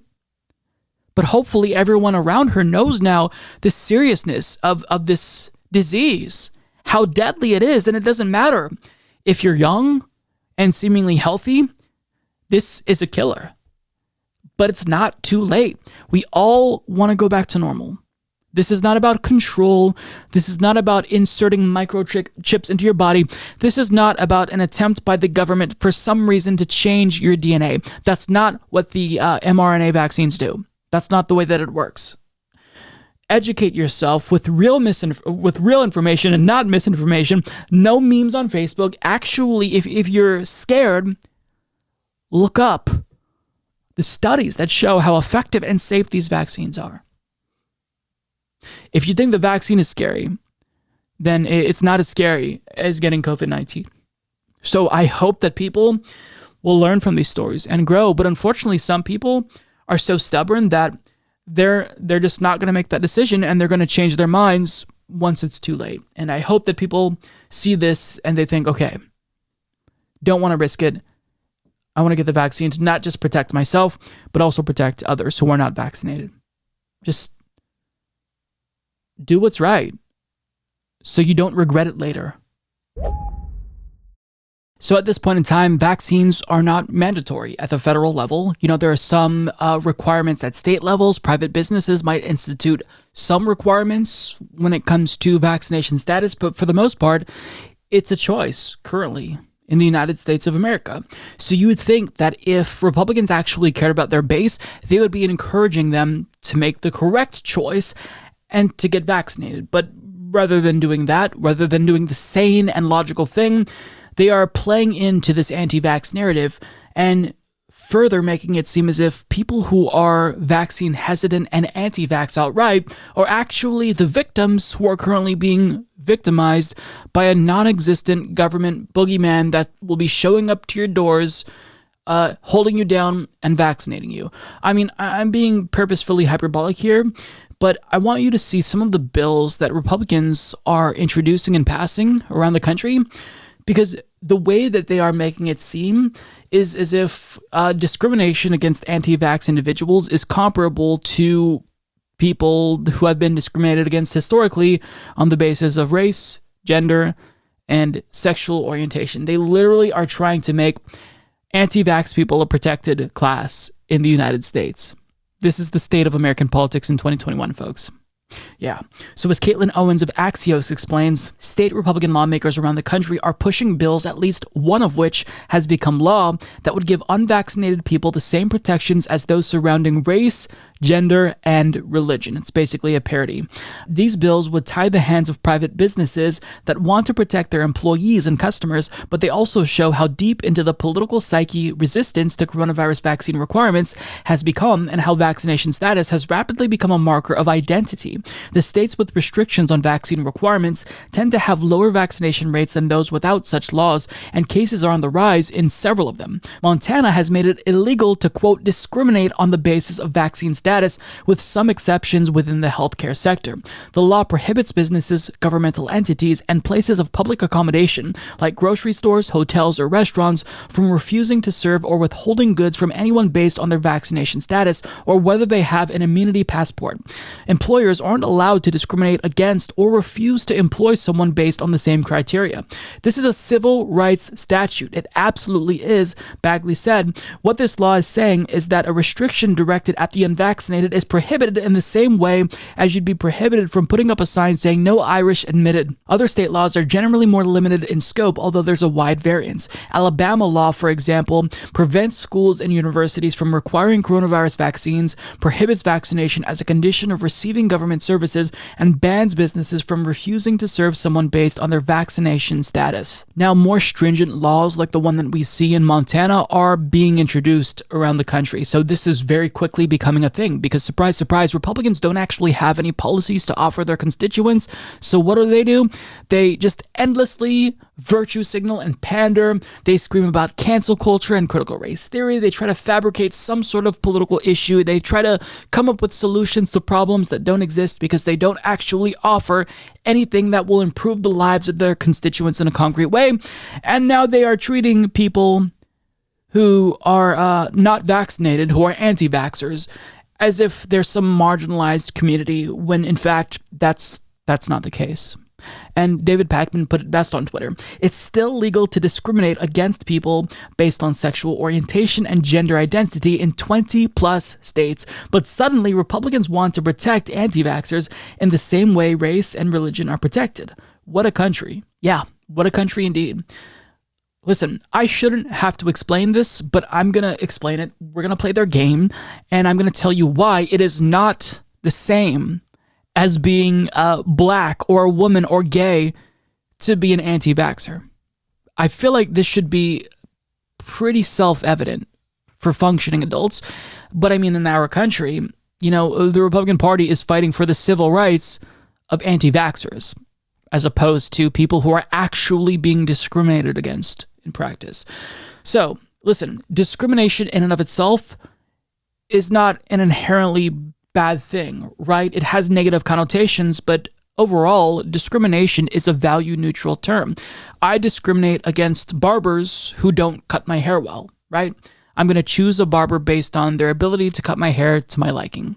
I'm going to choose restaurants and discriminate against restaurants who don't make food to my liking. But the reason why discrimination against marginalized communities, people who are black, who are women, who are transgender, who are historically disadvantaged, the reason why discrimination against them is immoral is because we're discriminating on the basis of immutable characteristics. Somebody doesn't choose to wake up in the morning and be a woman or choose to be black. But you do, however, choose to be a moron and not get vaccinated. That is a choice.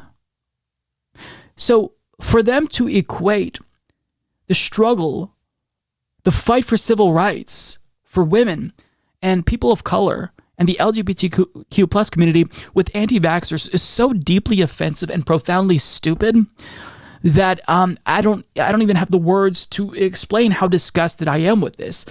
First and foremost, there is no issue here when it comes to discrimination against anti-vax people. Sure, I mean, in certain social circles, it might not necessarily be acceptable to be anti-vax. I mean, I think that it should be socially unacceptable to not get vaccinated. I think that we should pressure people in any way we possibly can to take a vaccine that is highly effective and safe to protect not only themselves, but people around them. But I mean, to suggest that these anti-vaxxers are like people of color, what are we doing? What are we doing? Republicans know what they're doing. Republicans know that they're just playing to their base. They're throwing red meat to their base. They're trying to make it seem as if, they're pro-freedom, pro-individual liberty, pro-civil rights, when in actuality, this party has been against civil rights at every step of the way throughout history. COVID-19 is a highly contagious, deadly virus. So the government actually does, like it or not, have the authority to mandate certain things if your liberty infringes on other people's rights, right? Your liberty to swing your fist stops at my nose. You don't have the right to do that. Is it a restriction of freedom? Sure, you're technically losing freedom by not having the right legally to punch me in the face, as much as you fuckheads might want to. But you can't legally do that. You can't, right? So if you are using your freedom in a way that is directly harmful to others during a global pandemic, then I think that the government has a right to mandate vaccines in many settings. Now, I'm not saying that we should knock on everyone's door and forcibly vaccinate them by holding them down. I think that the government should, at the federal level and at the state level, create incentives to want to make people do the right thing for their own good and the good of, the public, right? I think that vaccine lotteries are a really great thing. That's a good incentive to make people make the right decision and to stop being stupid. I think that to suggest that, private businesses should be allowed to ask for vaccination status if, people who are vaccinated want to do normal things again, like go to concerts and whatnot. I think that that's perfectly fine. And to even have this conversation to me is insufferable because this is not a real issue and Republicans know this is not a real issue. So it's not like I'm trying to convince Republican lawmakers to stop being stupid. It's just that they're playing into the culture war. They're buying into the anti-vax hysteria and they're pandering to the worst within their base. And it's irresponsible. How many more people have to die before we realize collectively as a society that vaccines are important? And if we're not going to mandate them and forcibly vaccinate people, which nobody's advocating that, then we have to at least incentivize them. But states like Montana are saying, no, you can't do that because that's discrimination, actually. It's like, you're treating them as we treated historically marginalized groups, and that's bad. We don't want to, repeat the same mistakes we made before, right? So let's learn and let's treat anti-vaxxers as if they are a protected class. But that's not the case. They're not marginalized. They are stupid, and they're choosing to make reckless decisions that are a danger not just to themselves, but their peers. That's not the same when you're a woman or you're gay. Being gay isn't a danger to your peers. That's why these groups are not the same. The fact that I have to explain this, it makes me lose more faith in humanity. But I mean, look, Republicans will they'll come up with anything if it means that they can distract from the serious issues that are actually really important, such as climate change. They don't want to talk about that. They don't want to talk about the healthcare crisis in America because our privatized healthcare system is exactly the way that they want it. They don't want to talk about the housing crisis because they think that housing should be, commodified. They don't want to talk about money in politics because they benefit from legalized bribes. It's just, so they're going to continue to create these sort of issues that are completely not real issues because it gets people talking and their base loves it, and it's an easy way for them to cultivate support. Meanwhile, what they're doing is harmful, and I do think it's important that we call them out, because this is just, it's wrong on so many levels. You, my friend, are very lucky to have clicked on this video, because I have a treat for you today. We are going to learn about conservative country music sensation Buddy Brown. Now, Buddy Brown wouldn't have even been on my radar had Ben Shapiro's news outlet, The Daily Wire, not run a profile about him. Now, The Daily Wire, for those of you unaware, they do profiles on all of the hottest music sensations in the world of conservative politics. Just like a month or so ago, they ran a profile on conservative rapper Tom MacDonald. Yes, a conservative rapper is as cringeworthy in practice as it sounds on paper, but they're going to teach us about Buddy Brown. So they write via Twitter, meet the conservative country singer who turned down woke record labels and is still topping the charts. So I find that really impressive. Not only is he a conservative country singer, but on top of that, he is principled as well, seemingly, right? Because he's turning down woke record labels. Now, I don't know what turning down woke record labels means. Like, it implies that he was offered a deal, but the caveat was that if they're going to sign him to this record label, he has to do at least like 3 songs about feminism and political correctness and be explicitly anti-racist, put pronouns in his Twitter bio. I don't know what turning down a woke record deal means. I don't necessarily think that any of the stipulations with regard to these contracts are even going to reference politics whatsoever. But having said that, though, apparently he turned down a lot of woke record deals. These record labels are trying to approach him, but he's saying, you know what? I have to abide by my own principles, and I've got to chart my own path here. So, I mean, kudos to him. So, I wanted to read you the article, but unfortunately, you click on the link and it takes you to the Daily Wire's website, where you have to create an account. Now, knowing that all of you won't want to create an account, I took the liberty to create an account so I could read it to you, using my fictitious email, of course, futbucker69@aol.com. Now, unfortunately for me, once I created this fake account, I was met with a paywall, because even if you create a free account, you can't actually read the article. So the question is, if the Daily Wire wants me to learn about this rising star in conservative country music, I mean, why are you putting it behind a paywall? Let my futbucker69@aol.com account suffice, and let me just read the fucking article. Usually what news outlets do is they give you like at least 5 articles to read per month before they force you to create an account and pay for articles. But that's neither here nor there. Since we can't learn about Buddy Brown through the Daily Wire, we're going to do our own research and just look at his lyrics. Now, I do have to call into question their reporting, because they claim that he's topping the charts. He's a musician that's like topping the charts constantly. That's the implication. But as one of the first replies points out, that doesn't necessarily seem to be the case. I mean, his song I Call BS on That made it to number 9 on US Heat and 22 on US Country. So, I mean, that's pretty impressive. His other hit single, Keepin' It Country, sounds very original, made it to 49 on US Heat. But I mean, in terms of whether or not he's a chart-topping country star, that doesn't necessarily seem to be the case. So upon further review, I did find his YouTube channel, and he does have some bangers. Now, we can't listen to them on this channel because I'm assuming that there's going to be some sort of a copyright strike. I don't know. But these are the songs that really caught my eye. All My Exes Change Their Sexes. Looks like, a phenomenal song. I'm guessing it's for the clubs. There's a Liberal in My Family. I mean, imagine that. The Offended song featuring Cat in the Hat and Mr. Potato Head. I pulled lyrics for this one, so we'll look at that. And also, what I'm guessing is one of the more popular songs, We Gotta Be Less White. So, I mean, needless to say, I am incredibly intrigued. So, we're going to look at some of the lyrics since we can't actually watch the music videos. So, the first song we're going to look at is If This Country Had Balls. Now, you'll all have to help me out in the comments, because reading this myself, it seems like he's explicitly calling for vigilante justice and extrajudicial murders in this song. But let's look at it together. So it's time we go back to hanging them high. He's not talking about his nuts. Let's light the torches in the middle of the night. Okay?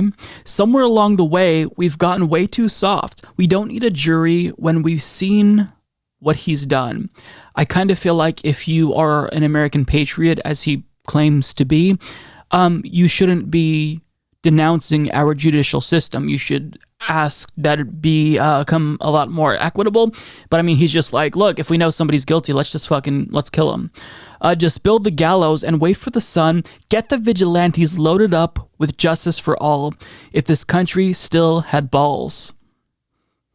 Okay, so what I can deduce by these lyrics is that he's kind of a psychopath, but I don't want to judge too much because there are other songs that I want to get to.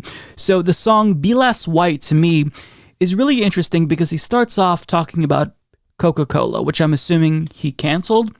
So let me get to the lyrics here. Coca-Cola's done lost their dadgum minds.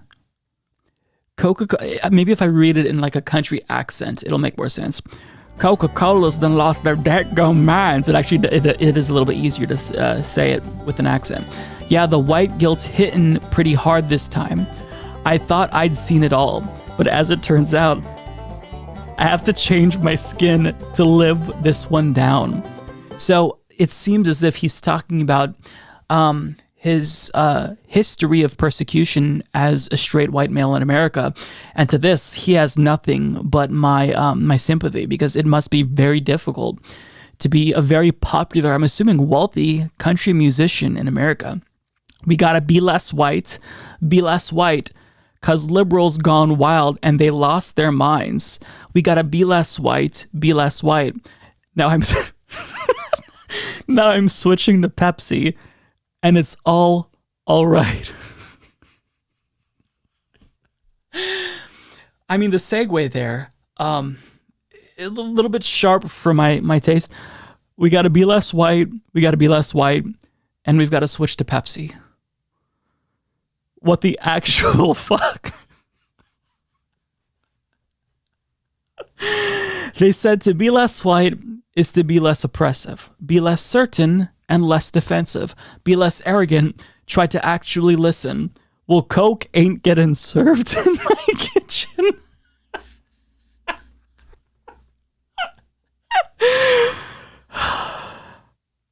I'm not getting the controversy with Coke versus Pepsi. I mean, maybe he's just a really big Pepsi fan. I don't get how he is trying to shoehorn in this criticism of Coca-Cola while simultaneously complaining about how difficult it is to be white. I'm not there's a disconnect for me, and it doesn't make sense to me. It seems incoherent. But I mean, the overall takeaway seemingly is that it's really hard for him to be white. And something that Coca-Cola did proves that they lost their dadgum minds. Okay, one more song. This is the Offended song. For whatever reason, this song title breaks my brain. He should have just called it Offended and not the Offended song, because it's grammatically it is weird. But anyways, how dare Tom Brady win a Super Bowl with the Bucks right in the middle of Black History Month? Was anybody actually mad at that? How children's books not have diverse cartoons because everything is canceled, including Dr. Seuss. Oh, somebody's been watching Fox News. Dumb fuck. I don't know if you got the memo, but Fox News was canceled by none other than, Dr. Seuss was canceled by none other than Dr. Seuss. They literally made the decision on their own volition to pull some books that they thought had insensitive and racist imagery. Nobody told them, hey, these books are racist, you should take them down. They chose to do that by themselves. So in 5 years, if you see this song, the Be Less White song, and you think maybe that was a little bit cringeworthy, I should take it down, is that you getting canceled? No, it's just you being introspective and trying to grow, assuming you ever want to grow. I hope so, but I mean, who knows? Common sense equals Facebook jail. I'm assuming he was banned from Facebook. Okay. I mean, all right. More context is needed there. They're all offended because they're crazy as hell. It sounds, okay, so all the virtue signaling about cancel culture, he tries to give you this impression that everyone around him is super offended, but really, he seems like the snowflake. He seems like the whiny little bitch who won't shut the fuck up about how mean everyone is to him. You seem to be the one that's really hypersensitive, my dude. Have some self-awareness. Holy fuck. Okay, this is the chorus. Yeah, this is the chorus. Okay. I work hard, they're offended. That is offensive to me, actually. Raise my kids, they're offended. Don't you fucking dare raise your kids, you fucker. Drive a big old truck because I work with my hands. Go to church, they're offended. Raise a flag, oh, so offended. Oh, I hate it, guys, when they raise a flag. Sing the national anthem as loud as I can. Oh, don't do that. That's really going to offend me. Stand for God, country, family, and beer. Yes, one of the main core values of America, beer. It's a full-time job. Staying normal as hell out here. How dare Mr. Potato Head say he's a man? Okay, so he's bringing in like this culture war that is being astroturfed by Fox News and the right. How dare you start a business, make money, and a plan? You know, is anyone else a little bit irritated by how people are so offended by people starting businesses? I mean, how fucking dare you start businesses, America? So bad. How dare the earth be round? How dare the sky be blue? I'm sorry, but you don't get to, invoke crazy people who are conspiracy theorists when it's your side who are overwhelmingly super conspiratorial. I'm guessing this dude is an anti-vaxxer, so don't talk about like how flat earthers are crazy when you're probably like as equally idiotic. How dare you not be woke enough to bitch about it too? I work hard, they're offended. Okay, we're back to the chorus. I'm going to read the chorus again because I think it actually is very poignant. Raise my kids, they're offended. Again, don't you fucking dare raise your kids, buddy. How dare you? Listen, buddy, zoom in on me a little bit. Buddy, you raising your kids offends me. Mega cringe. Drive a big old truck because I work with my hands. Do you though? Because you're a YouTuber. This dude has more subscribers than I do. So I'm assuming that like you're not going to your 9 to 5 anymore. So I don't think you work with your hands. If you do, then great. Go to church, they're offended. Raise a flag, so offended. Absolutely. Okay, so this is the very last line in that song. If you don't want to tear every statue down and sing Kumbaya till we all pass out.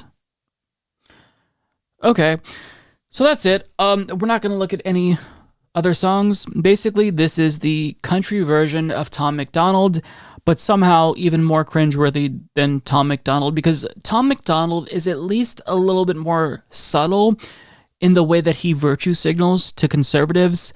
And he also, I think lyrically speaking, is a little bit more talented.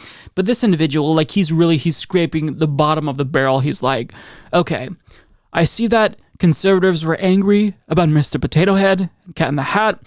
I'm going to include that in my songs. It's only a matter of time before he makes a song, or an anthem rather, about critical race theory and how it teaches you to hate white people or some bullshit like that. Either way, I'm incredibly ecstatic that the Daily Wire put him on my radar.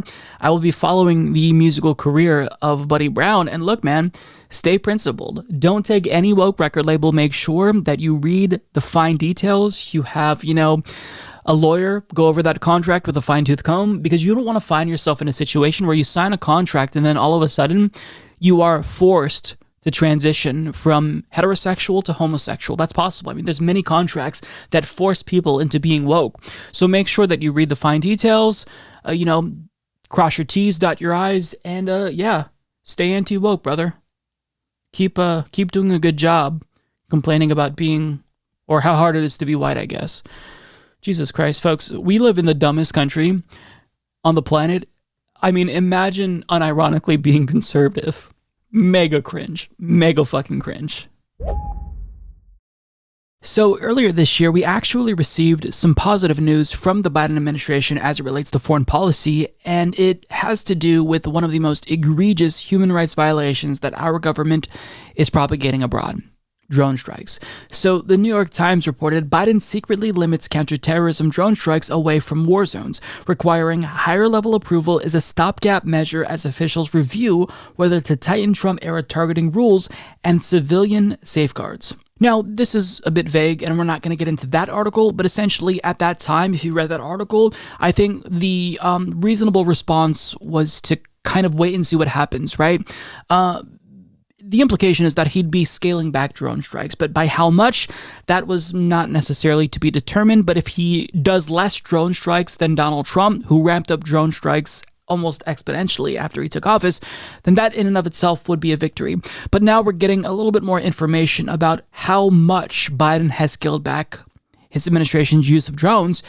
And the preliminary information that we have suggests that he scaled it back significantly. And to me, as someone who, my political development centered on drones in 2015 when I had to write a graduate paper on the destruction caused by drones, this is a really, really positive development. So as Michael Hirsch of Foreign Policy explains, in August of 2020, the man who is now U.S. President Joe Biden's Deputy National Security Advisor, Jonathan Feiner, co-wrote a privately circulated memo titled Ending the Forever Wars, written with two others who have since joined the Biden administration, Christine Abizaid and Brett Rosenberg. The memo laid out a detailed program for extricating the United States from the 2 decades-long campaign dubbed the War on Terror that began on 9/11. 6 months into Biden's presidency, the administration has said little about its longer-term plans in dealing with Islamist terrorist groups around the world, apart from announcing the withdrawal of troops from Afghanistan. And yet airstrikes by drones and other U.S. kinetic operations in trouble spots around the world outside conventional battlefields have dramatically dropped since Biden took office. The president imposed a partial moratorium as his team conducts an intensive review of every aspect of America's global counterterrorism efforts, which have spread over 2 decades from Afghanistan post 9/11 to Iraq, Yemen, Syria, Libya, Somalia, and parts of the Maghreb, Southeast Asia, and West and Central Africa. As the Feiner memo notes, one of the recommendations enacted from the memo is to raise the threshold for use of force. This includes eliminating strikes against individuals whose specific identities are not known, these are signature strikes, and who are not identified as tied to immediate U.S. force protection concerns or otherwise posing as imminent threat to the United States, as the memo puts it. No truly reliable figures exist, especially for drones, since for most of its existence, the drone program has been shrouded in secrecy. In his final year in office, President Barack Obama briefly opened the window, revealing that during his term, drone strikes, conventional airstrikes, or cruise missiles used outside conventional war zones like Afghanistan had killed as many as 116 civilians. But other independent monitors put the figures much higher. Obama's successor, Donald Trump, made the numbers classified again. The cutback in drone strikes is one element of a much bigger rethink. One Biden administration official who has been involved in discussions said that while a policy isn't yet set, and it's not clear when it will be, the upcoming 20th anniversary of 9/11 is an important target date in what is amounting to an exhaustive evaluation of the overseas terrorist threat. So keeping in mind that we don't have exact numbers and figures at this point, this is really, really good news. The article is reporting that drone strikes are at an all-time low since the drone wars have been initiated, and I would like for them to stop entirely. But to bring them at an all-time low, which obviously suggests lower than when Obama left office, that is a really good sign, and Biden absolutely gets credit for this. Countless lives are being saved because he's scaling back drones, at least for now. Now, we still kind of have to wait to see about the outcome of their assessment. Right now, it's a temporary partial moratorium, but still, this is a really, really good sign. And that's not to say that I agree with Biden on his foreign policy overall. I have huge disagreements with Joe Biden. I mean, this individual started the war on terror. He voted for the Iraq War. And on top of that, as president, he's bombed Syria twice. He's basically doing a proxy war with Iran in Iraq and Syria. And, on top of that, he, as I record this video right now, his press secretary isn't ruling out sending troops to Haiti as a result of the assassination of their president.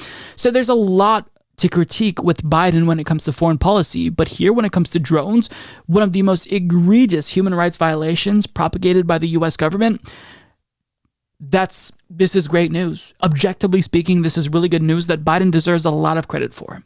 This is excellent news. Now, to me, I essentially lost faith in Obama. Like, the wake-up call that I got was when I learned how extensive his use of drones and signature strikes were.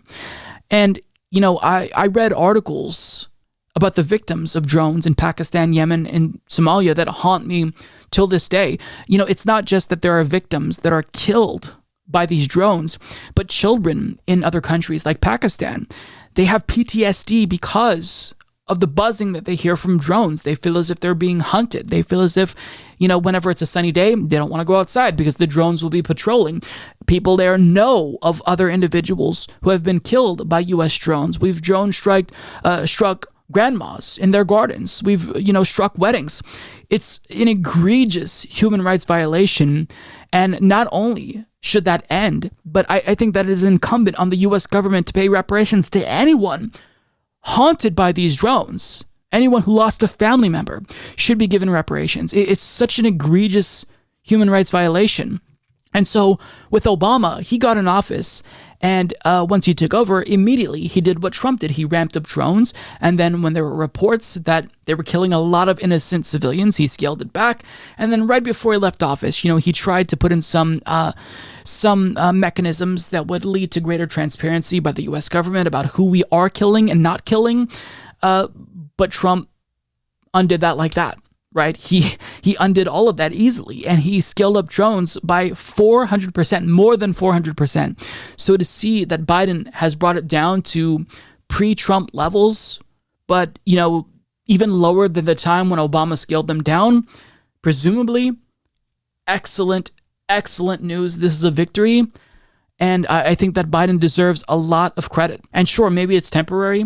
The partial moratorium is only a partial moratorium, and they're conducting this comprehensive review. But for them to not come in guns blazing, that is actually different in comparison with his two predecessors. And it's a really good thing that I want to applaud. Credit where it's due. I have a lot of criticisms of Joe Biden, but when it comes to drones, I think this is a phenomenal development to know that he has drastically scaled back the use of drones. These are killers. They're illegal. They violate the territorial sovereignty of these countries who we are not at war with and haven't declared war with. And so not only are they illegal under U.S. law, but they're illegal under international law as well. So they have to stop. And the fact that he scaled them back dramatically, that's a really, really positive development. And I think it's important that he gets credit for this. Well, folks, that is everything that I have on my heart. Thank you all so much for tuning in. I really appreciate it. If you've made it this far in the program, if you want to support the program, you can do so by going to humanistreport.com/support and patreon.com/humanist report. You can click join underneath any one of our YouTube videos. Every week, you get access to our segments before they go live. And on top of that, every single month, the last Friday of every month, I'll participate in a patron and members only Zoom chat call. So you can jump on camera and interact with me and, the fellow supporters of the Humanist Report. It's always a good time, and they go on for like 4 to 5 hours usually. But anyways, I'm done rambling, folks. That's all that I have for you. Again, I will be off next week.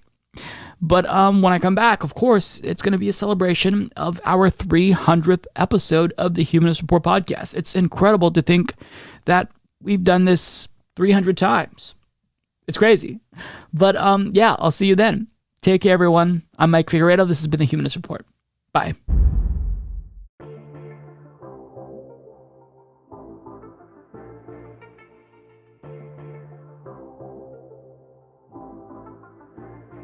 you